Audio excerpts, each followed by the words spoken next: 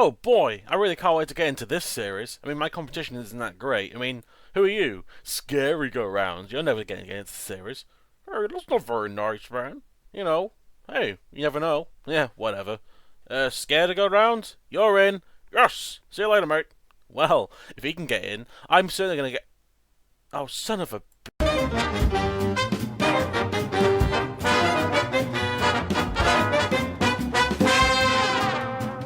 Hello, Jimjamatic here. Welcome to a special episode of The Robots That Never Were.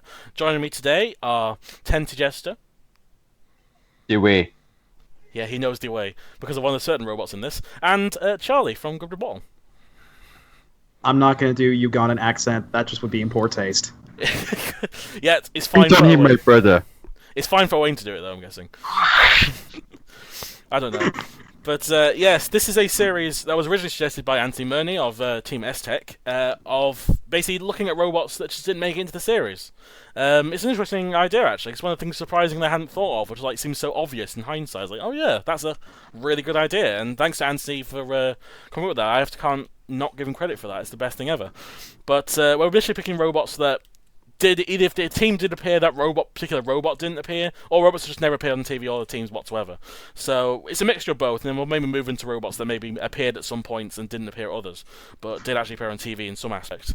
But yeah, we're doing this one each at a time, and we're going to start with one of Charlie's ones to begin with. It's a robot called GoldenEye. Yes, and unlike what the name suggests, it's not an N64 cartridge on wheels. It was It's not a Series being- 5.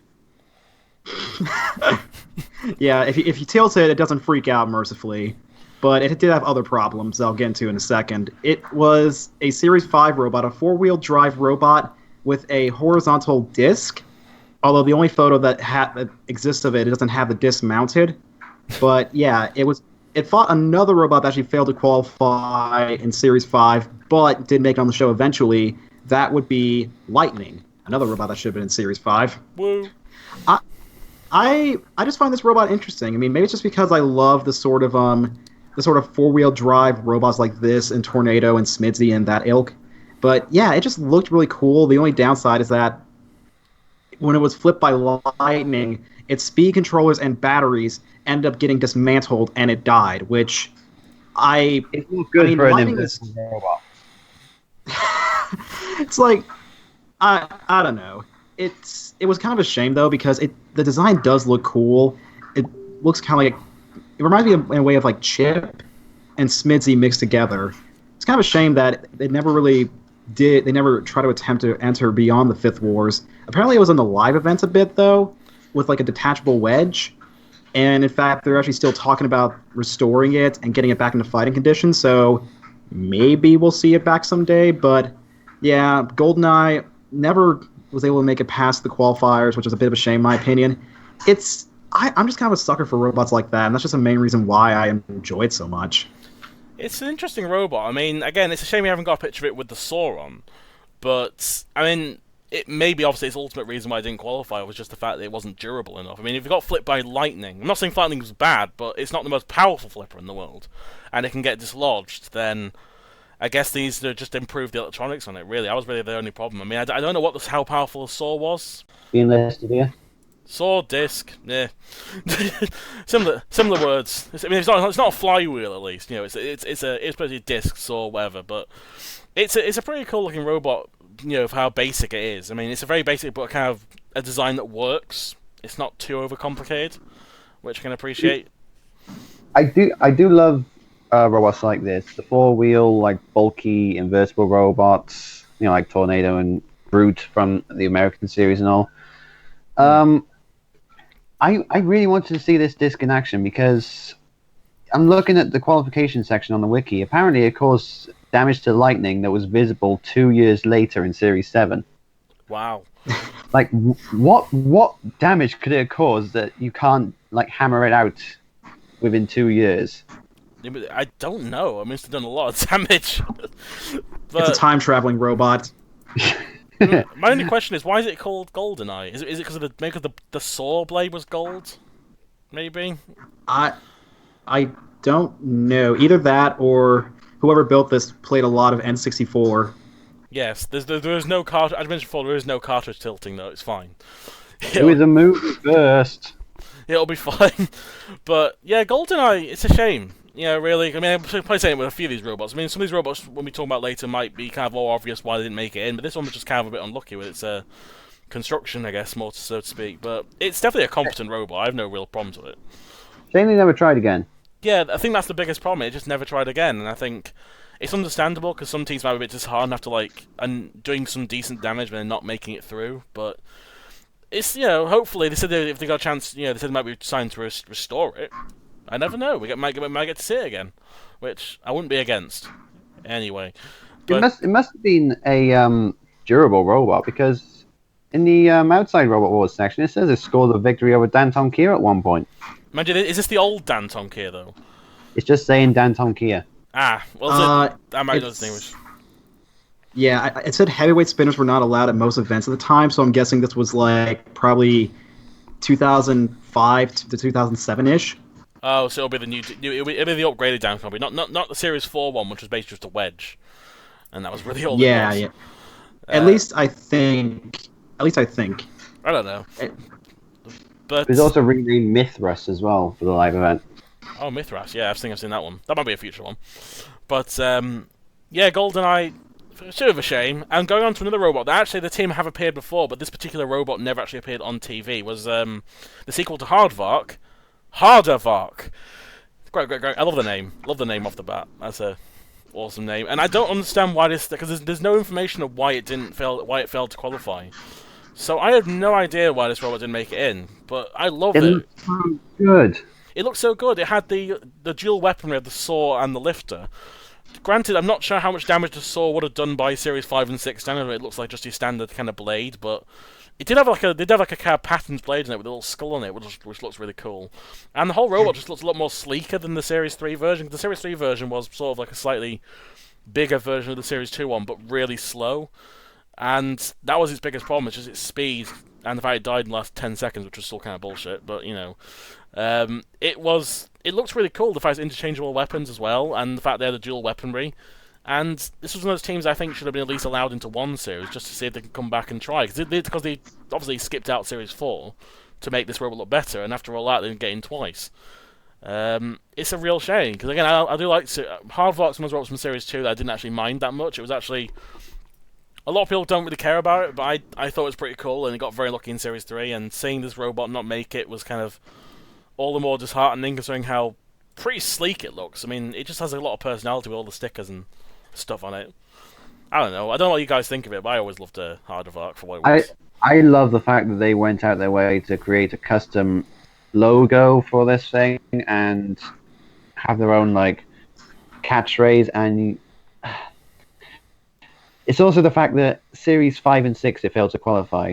This robot looks so good, and yet robots like Gazundabot and Decapitator and Rohog from Series 5, and robots like Spam and Destructosaur from Series 6 managed to get in. Well, I think my thing is that in the later series, they seem to throw a bone to a lot of the older teams coming back after a hiatus. I mean, you saw it with bots, even ones that are a bit further out there, like Rox or Constrictor, or... I believe Kraken was made by the Victor team or something like that, I think. Yeah, it was. Yeah, it was. Yeah. It was Victor team. So it's like, I don't know. They figure if you gave all these older teams a chance, then I feel like Hardervark at least deserved a shot. I mean, it's kind of like in the same ilk of, Spinnertron or Killertron 2, where it just would have been nice to see it at least get a shot. I mean, it wouldn't have done... I don't think it would have done any harm if it went in. I mean, again, there's no description on how it failed to qualify, so we don't know that for all we know it could have... Something catastrophic could have happened and they had to retire, but yeah, I really love the look of this. It really stands out. I mean, again, just the fact all the logos and stuff, and even just the fact they made it a little bit faster and just made it more maneuverable, it just, after all that, it doesn't get in. I mean... looking at that photo with Velociraptor and Derek, you can see how long the robot was. Oh, it was massive. That saw is a long boy. It was. Yeah. It looks like something I would make in Robot Arena 2, slightly, with how big it is. Believe me, I make really shit robots in Robot Arena 2, so I should know. But All American cheese. That's true. All American cheese is great. But But yeah, Heart of Arc was it's just a shame to make it in again. Now I can't agree with Charlie. Just throw it a bone, give it a chance, give some. I mean, hell, he looked terrible in Series 6 again after it pretty much didn't change anything. Yeah. Hell, we could have seen it in Extreme. Yeah, I mean that would have been at least something to put in. Like put him in a Mayhem or something. I mean, they put Killertron in a Mayhem. Mayhem or a Wildcard Warriors or something. Yeah, I mean they put Axor in the Wildcard Warriors, even though they actually appeared in the main series. No, I was thinking of them as the veterans. Oh yeah, I suppose, yeah. But I think at least a Mayhem would have been fine for them. But what are you gonna do? It's how it works. And the third robot we got is the first one of Owain's. It is, of course, do you know the way, Knuckles. It's only my brother. Knuckles, I believe, has the record for the most times it failed to qualify that didn't appear on the series. Yep, it does.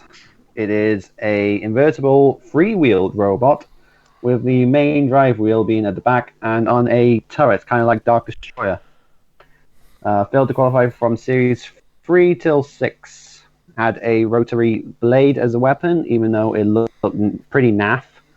Go-kart wheels, powered by 2 Vauxhall starter motors. It looked shoddy, but it looked like a robot that could have appeared on the show. Yeah, its weapon was interesting. It nearly did as well, because they were invited to come onto the New Blood tournament because of how many times they failed to qualify. But they backed out because one of their team members was starting school around about that time. So, never got to see him. Oh, I mean, one thing I have to point out about Knuckles, which is kind of funny to me, is that do you know in Series 4, do you know which robot they lost to? Fat Boy 10. Yes. God damn it. Snail Power. Snail Power won it. Despite an incident where it drove into a door post whilst entering the arena. just like Series 5's just like Plunder 5 in the tag team. That's what I thought. Knuckles drives into the wall. Plunderbird, hold my beer. The Chromalot just driving cunt. Yeah, I mean Knuckles is it's one of those robots that looks really weird to me because it's just like I don't get the 3-wheel design on the back of it. Like it's different. I mean I think it's unique and stuff, and I don't mind it. I mean it was 2-wheel drive in Series 3, and then the series I don't know about, not sure about Series 4, but in Series 5 they made it more. No, Series 5 and onwards they made it the 3-wheel design. I'm not really sure what the weapon is, honestly. I mean it was the rotary blades at the front, kind of like Invertebrate, except these stick out. I can see that now. It just So it's kind of like a drill. It's just like a giant hand coming out the front of it from the picture. Yeah, I've it's seen. meant to be like a drill effect. Yeah, I mean it almost made it in Series 3, but then they obviously didn't get selected. The other ones just failed to qualify right off the bat. But it's I don't know. When max damage gets selected, but you don't. Yeah, I know, and they did after all that. What did they do? Their position? Forgot to turn it on. One thing that I read on the wiki is on the outside Robot Wars section where it said it fought in the Debenham Robot Rumbles in Suffolk. Probably butchered that entirely because I'm American. I do apologize. It's alright. And it's listed some robots that it fought, including a fight with Judge Shred where it left the arena in pieces. That's why I told you before Charlie connected was how does that even happen? It's Judge Shred. I know. It's a flipper.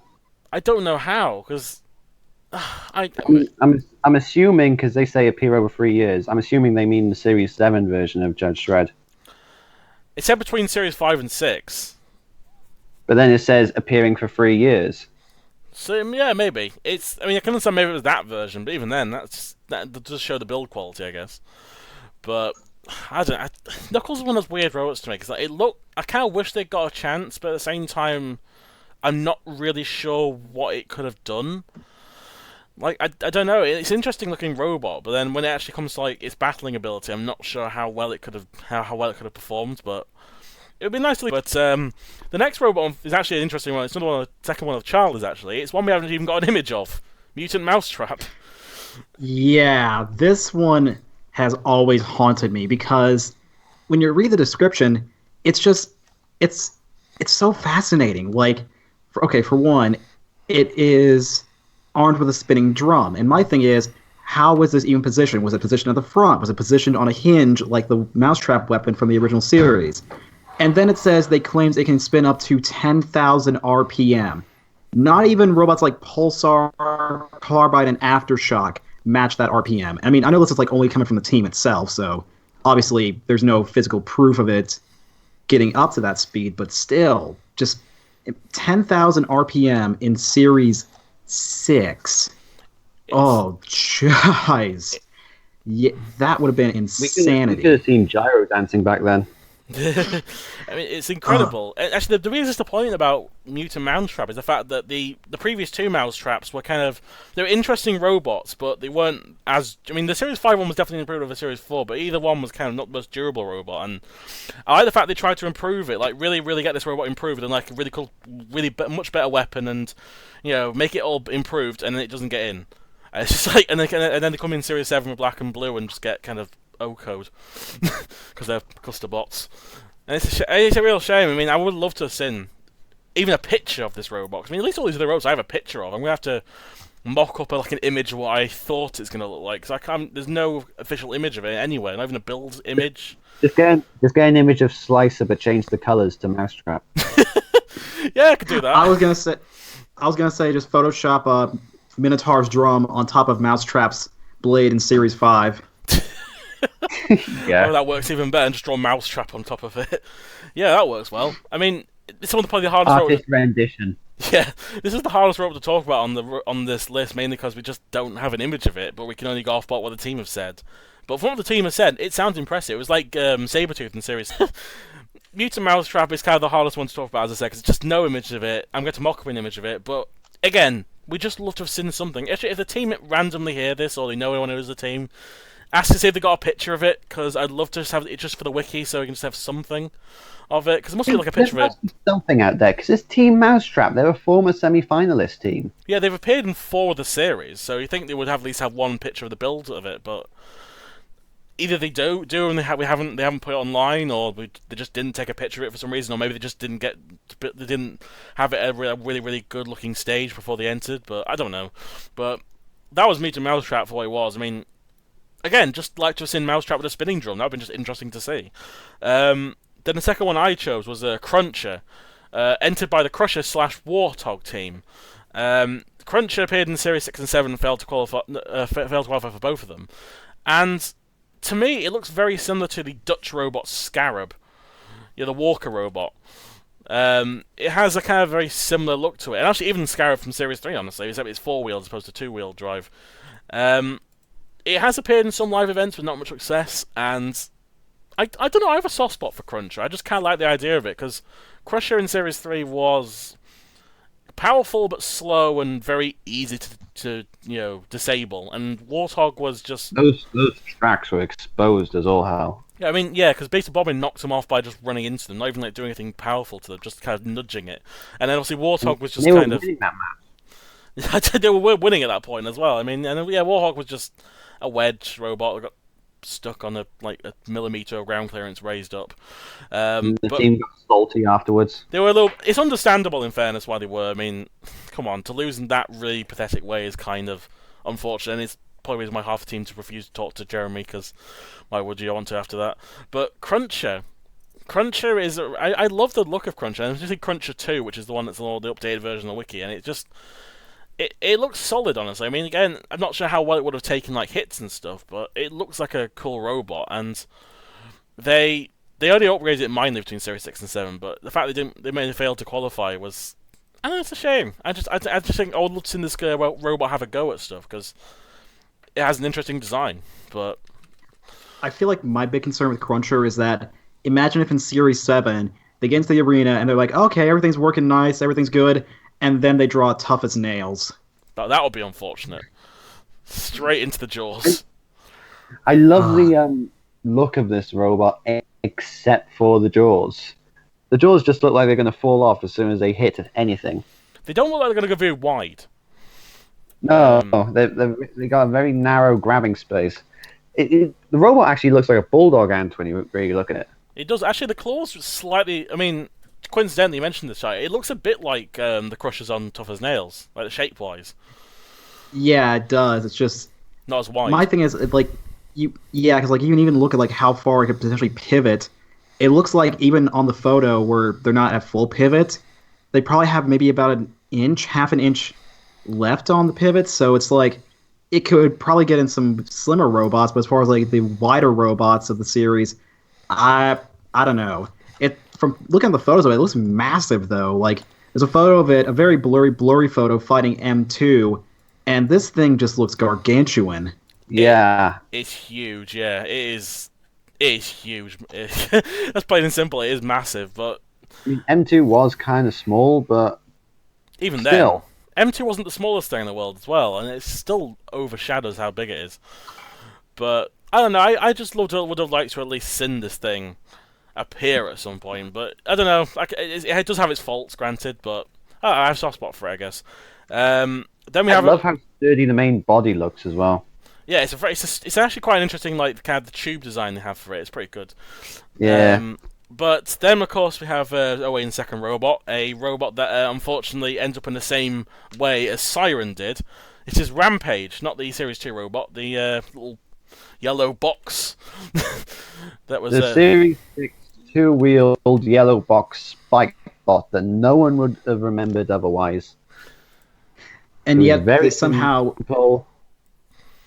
I mean, what I don't get about Rampage is that it's two-wheel drive. It looks like The a four. Rambot. I know, it looks like a four-wheel drive robot, just the way it's shaped. I mean, Yeah. I thought- Not much information on the wiki, surprisingly. There was only one team member listed. It was a very simple two-wheel box-shaped robot. It was armed with static spikes and was invertible. It had a yellow and red paint scheme. That's literally all the information about the robot. Oh, and it was drawn up against Biothan, which is a robot we should talk about sometime. Chompalot and Edgehog. However, it failed to start before the battle. that's a bit of a shame. And then it was found in a shed in 2017, still intact. Hopefully we resurrected. Oh man, yeah, it's a very. Sorry, I was gonna say it's interesting to see like how just the whole static spike robot design in Series 6. I mean, I know we had Mr. Nasty, but that was one singular spike that still did fairly well, and this one was multiple ones. I'm almost kind of wondering, could it work as sort of an odd full body spinner where if they were able to isolate the drive onto one wheel, have it spin in circles and thwack robots. Actually, one way they could make it is how Blur looked, another robot we might look at in the future, where it had like a kind of triangle design, like three wheels facing in a triangle. They could spin like that then, maybe. Kind of like Triforce in the current day. Yeah, a little bit. I mean, that would be quite interesting. I mean, it's got the potential for it, but again, I think just the fact what gets me in the fight, it should be four-wheeled and it's only two wheels. And I can't imagine a very good Rambot with nowadays with a two-wheel compared to the good four-wheel drive that you get with a good Rambot like Tornado or Storm 2. But it's still cool, I guess. It does look like it's made out of cheese. I will say that. It does look like a giant cheese robot. If you look at the photo of it by Chompalot back in the old day, it looked very shiny. And now you look at it today and don't do drugs, kids. Sad. Yeah, this is you after taking drugs. Just still think they're cool. It's all rusted as well. Like the bits where the casters are supposed to be on are just kind of rusted out, and it's all just sad and pathetic. All but two of the spikes have fallen off. It looks so sad. I mean, I hope the person who found it might be able to either remodel it or get it back to some kind of glory that it might have had. Because it just feels a bit. I feel sad for these kind of robots. Like Siren as well. It just kind of left since Series 2 and found last year. But I would never do that to a fighting robot if I had one. I would look after it even after it retired. I couldn't do it. It would just feel bad. Like robots like Tornado and stuff are still around and kept in good condition thanks to their owners. But then we get robots that people who might not sure what they're doing, for example, like that, and just leave it in the garage and just or in the case of unfortunately, what happened to Dan Tomkier, the cry for Dan Tomkier. What happened to it now? Or you could go even worse, and what happened to Siren, where it was the owners actually moved house and just left the robot in the garden. Yeah, just left it there. It's so sad. But or what's the name of that one robot in I think it went into Dutch Robot Wars, and after Robot Wars ended, the owner just stuck it in a tree and left it there. I don't remember. That's so sad. There's a picture of it just stuck in a tree, and it's just been left there for years. I need to know that name of that robot. I need to see that picture. I had no idea that was even a thing. Oh, that's so sad. But yeah, that's what happened to poor old Rampage. And Charlie's saved the best robot for last on his end. I guess the only way we describe it is by saying its name and letting Charlie just describe this weird thing. Iron Man.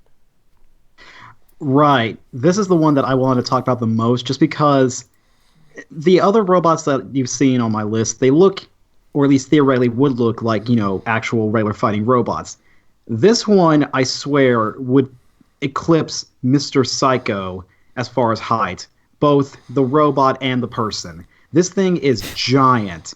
It really looks like a unused house robot, but no, this was a competitor robot. It was supposed to be in the Walker Battle Series 3, but it wasn't allowed because of how tall it was.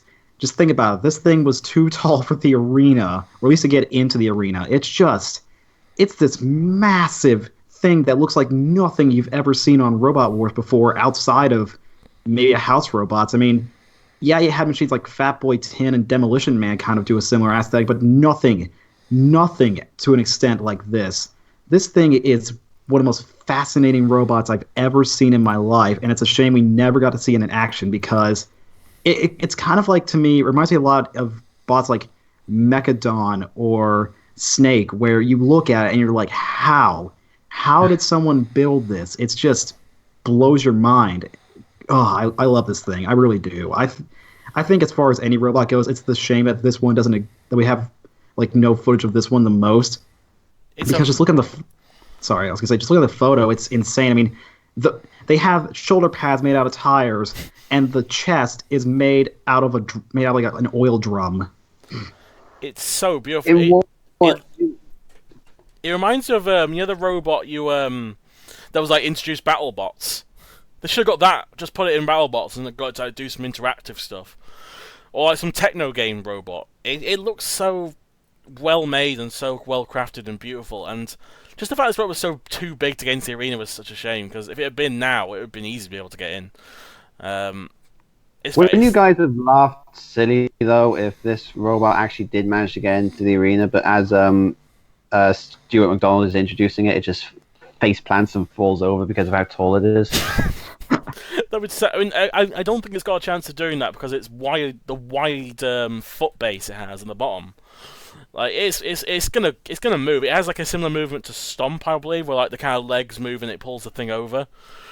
But it's such a cool robot. This is probably one of my I think it's hands down my favorite robot that never made it into the series, apart from the one I chose. This is probably number 2. But which we'll come up to into a sec. But this one is just so fascinating and so amazing. It's sort of like Fatboy Tin's angry dad.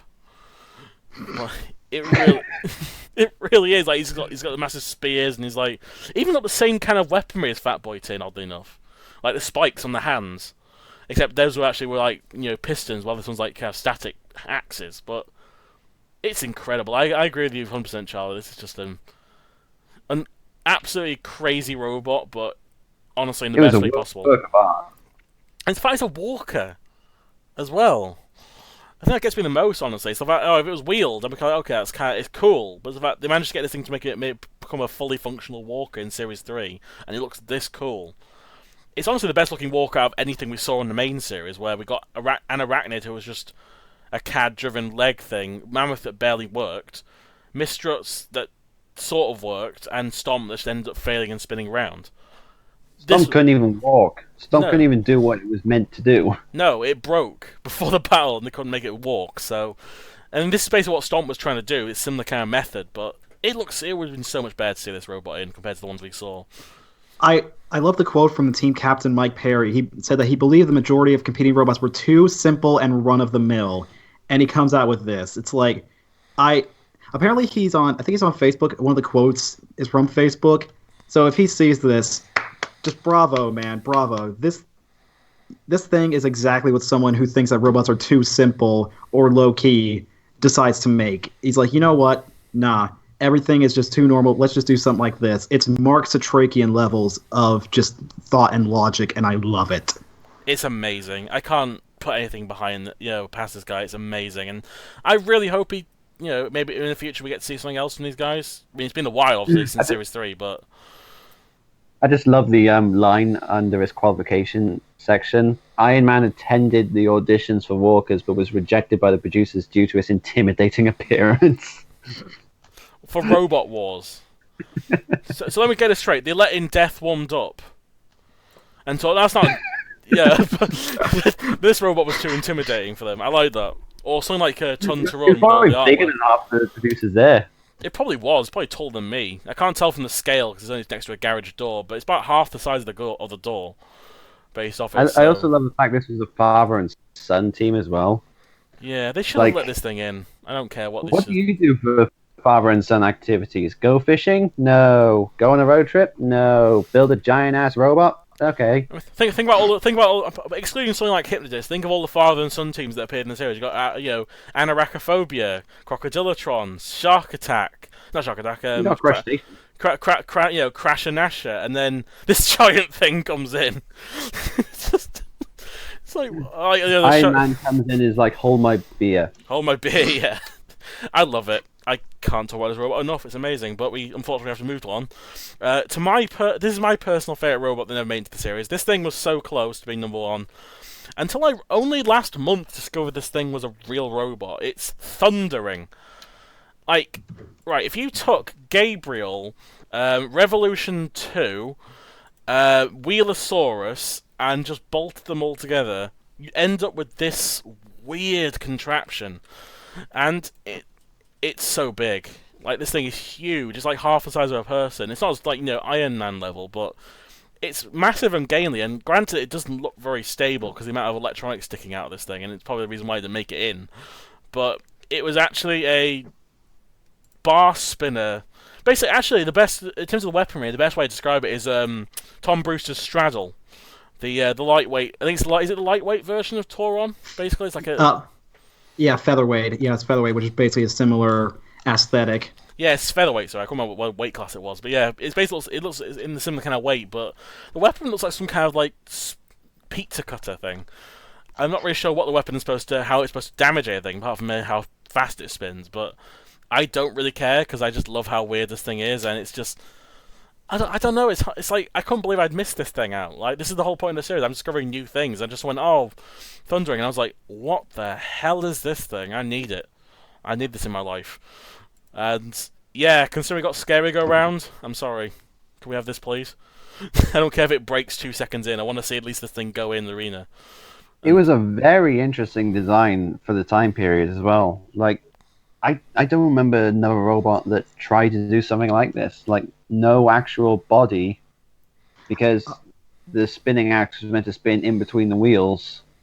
It's so ghetto. So there was no actual body. It's like it's so ghetto, but in the right way. Like, I love the kind of scrap aesthetic about it. Like, it does look like something some guys just made, like with what was lying around in a scrap heap, and they made this thing. And it wouldn't have lasted 2 minutes, but it would have been great to see.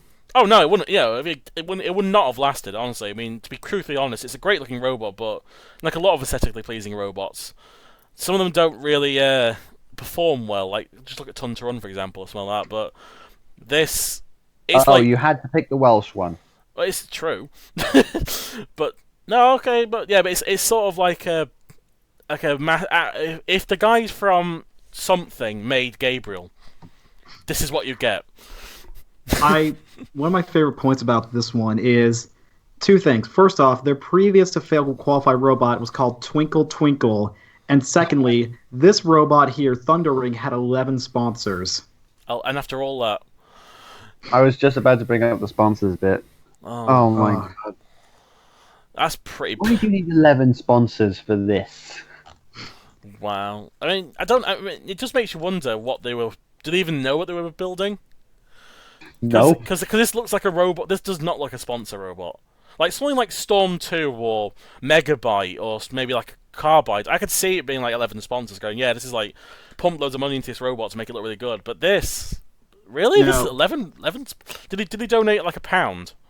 Here's something they should have done. They should have put like guards over the wheels and just have Magic the Gathering stickers all over it. Call it the Cool Robots circa early millennium method. That'd be a good point. Yeah, that'd be a good way of doing it. I'm very naive when it comes to anything like that, so I have no idea. I'm sure it makes sense to somebody. Yeah. I don't play it, but I think I know what he's getting on to. I think I know what he's referencing. I have no idea, but I'm sure I'll get a picture of it at some point. Yeah, basically Christian Carlberg back in like in the first few series of BattleBots in the original series, all of his That's what robots. he's referencing. Yeah, they had Magic the Gathering stickers on it because it was sponsored. That's great. Yeah, overkill with the Magic the Gathering sticker on the wedge. That's overkill, really is.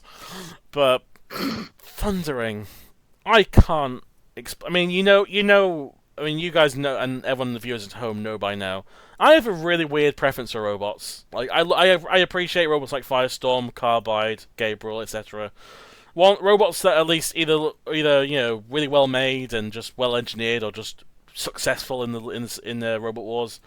And yet, one of my favorite robots of all time is something like Death Warmed Up. It's hard to explain, and this is probably my favorite robot that never appeared. Although Iron Man, honestly, with your case for it, Charlie, it's definitely getting high up on my list now. I mean, hell, this series has helped me appreciate some robots, so you never know. But Thundering is amazing in its crappy scrap aesthetic, in the best way possible. In the best way, I do not mean that in a negative way in any way.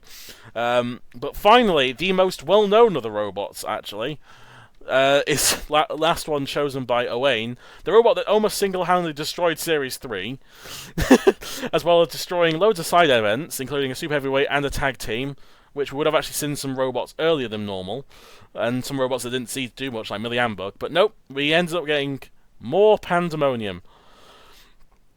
God damn this robot. I mean, It was a coffee table with a cannon on top. pretty much. I mean, it's weird because going from the original Pandemonium to this, it somehow looks weirder, even though it's just a box. It's just it's the spike that gets me. It looks so out of place. Right, this was a robot that attempted to enter Series 3 and 4. The first series it attempted to enter actually got disqualified from the qualifiers for stabbing someone. Yes. This is the infamous incident, which also meant that Robot Wars legend Rex Garrett decided to quit Robot Wars until they improved their safety, and he never came back, unfortunately. Which was a massive loss, and if you talk, excluding all the stuff it's managed to do, more Pandemonium is an interesting robot just for the fact that, like, they chose this scoop spike combo for the weaponry, and the scoop's weird because it goes flat at the robot, it's trying to be something like Anarchy, but it isn't. Like It was a massive robot as well. You look at the pictures of it being built. I don't get what the thought process behind this robot was, to be honest. Like, we're going to make it as big as possible. We're going to give it all of the empty space. We're going to have the spike just sticking right out the top of the robot, exposed for anything to take off. We're going to make the wedge steep as hell. No wonder they failed to qualify. Yeah, and also, one thing makes me laugh about this robot, their website is still up and functioning. From 1998, I think, or something like that. Yeah. And it shows, if you look at the website, it looks like something typical from that era. Very... Oh, come on. I mean, the old Detour website, it's a godsend. Oh, it's great to see anyone nowadays. I mean, for ages, the guy Griffin had his website up, and now it's disappeared now, unfortunately, but... I remember the old Exterminator website used to have a pinball game I used to love playing. Did it? Yeah. That's pretty cool. But, yeah... My big thing about more Pandemonium is the top, actually. And I'm basically kind of glad there wasn't that many really effective spike robots in Series 3. Like, you had Killertron making its gap between Series 2 and 4, and then it was a year before Dominator 2 came out and really showed how Axis can do it. It's like, I guess they got lucky in that regard if they even made it in without this incident, because at least nothing would have been able to stab through, because I feel like if an axe got through this panel here and got the electronics, it would probably be very, very bad. Like, imagine this thing went up against Killer Hertz or something like that, where just one hit, boom, it could easily puncture and even hit the control board. Looking at the photo of it here, it's a really cool weapon. More pandemonium. You'll always live in infamy, and yeah, this is our first episode of it. See if you hopefully you enjoyed it. Just talking about little robots that failed to qualify. Well, I hope to make this in a series because there's tons of robots we haven't even. We had 5 originally for each of this, but I thought to make the video a bit shorter, we have 3. There's sort of the robots I can pick. Obviously, robots that even appeared by Roboteers that appeared in the series before. We haven't used. So, yeah, this will be. Hopefully, this is enjoyable. Never know. If you want to see more of this, just let us know. But yeah, these were the robots that never were. I'm Jimjamatic, signing off. I'm the Tentijester, and I've been making a card pyramid while we've been doing this video.